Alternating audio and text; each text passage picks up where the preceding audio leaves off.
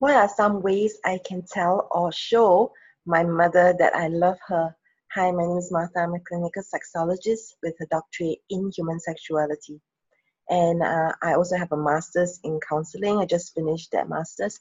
And I'm also a relationship coach, by the way. So do check out my website. That's eroscoaching.com. Okay, I can't tell you what to do, but I can suggest a few things that has worked for me with my mother in your desire to show her that you love her. One of the things is to observe what she values. So the things that are important to your mother, she would probably mention, and it's really important to pay attention.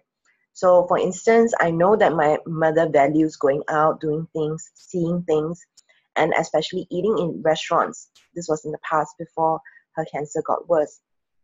And I know that because she was doing that with her own mother when she was alive, her mother was alive, and she would complain to my father that he wasn't bringing her out, and she would complain to us kids that other parents would have their kids bring them out. So it was pretty obvious that she wanted us to do that. So I couldn't think of anything more boring than to do that because I'm not a food lover. And so I did that because I love her and I want her to know that I do take into account what she likes. So sometimes we do things that we don't really like because it is important for our family. And so we do that because we love them. So doing it for someone.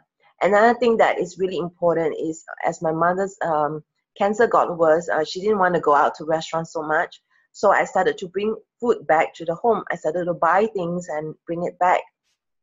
And what happened was she would start telling me that this is not good and so on and so forth. So I would get really frustrated because, you know, this is me showing you my care and concern, and it felt like it was being turned down. But yet, if you think about it, I'm buying it for her, and if she can't eat it, then yeah, she should probably tell me. So really be at that place where you can park aside your feelings and listen for feedback. The next thing is I realized that maybe it's not her style, but it is my style of love, of showing love, which is to reach out and touch. So I'm a touch person, and I only touch my lovers, by the way. I don't do touch in my work. And so what happens was I realized that I really very much feel connected with someone when there's touch.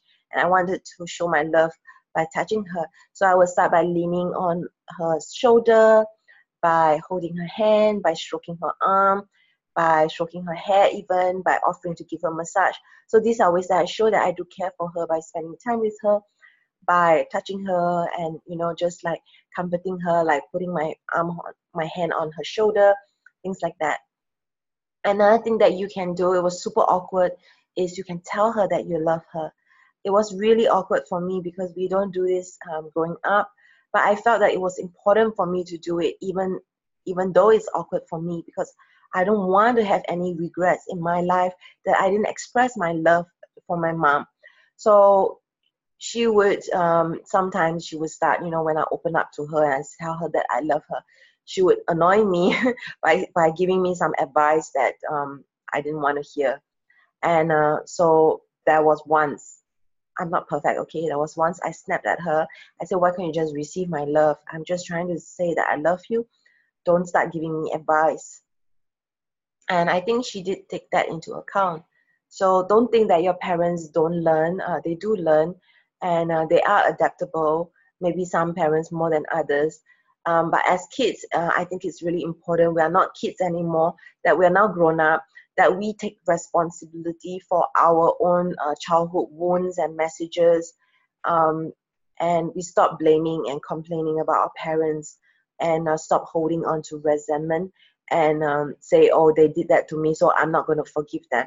Like, we need to be the bigger person and just understand that they're human, and they also have had their trials and tribulations and difficulties, and they were trying the best that they could. And so letting go of all that and being able to experiment with what works for your mom, and try, you know, to be patient, come back to yourself, you try, it doesn't work, you come back, you regroup, and then you decide again, like what are the other things that you could try. So love is a relationship. It's not a one-time thing. It's an ongoing thing that you do, expressing your love. So be patient, be kind, be generous, even when you think, oh yeah, they don't deserve this. Be generous, because you don't want to end up with regrets of, I should have done this, I could have done this. And so yeah, don't wait. And even when you think you don't know what she wants, it's not going to stop you from expressing love the way you want, the way you know how. So something is really better than doing nothing and just dismissing it as excuses, like, oh, I don't know, so I'm not going to do anything. Don't do that either. So I hope this video was useful to you, and please feel free to leave me a comment.